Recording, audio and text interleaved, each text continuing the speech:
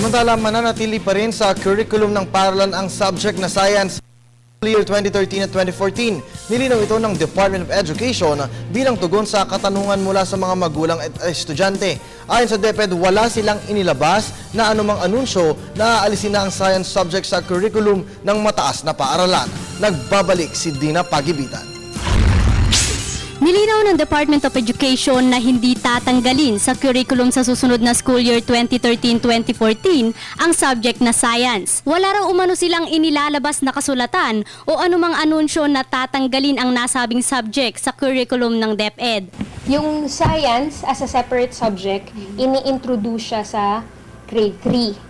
Pero sa grade 1 and 2, and actually simula kinder pa lang, meron nang tayong mga konsepto at proseso ng science na naka-integrate sa ibang subjects.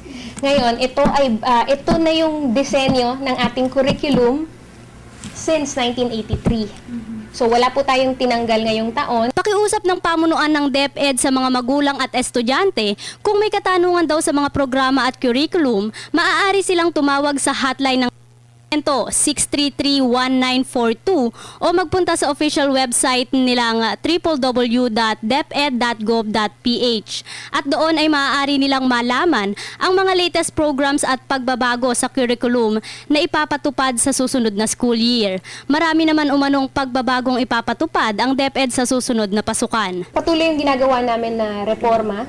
Actually, hindi lang sa curriculum ang ginagawang reforma ng DepEd. Tatlo yung actually na tinutugunan natin. Una, yung resources. Pangalawa ay yung teacher development.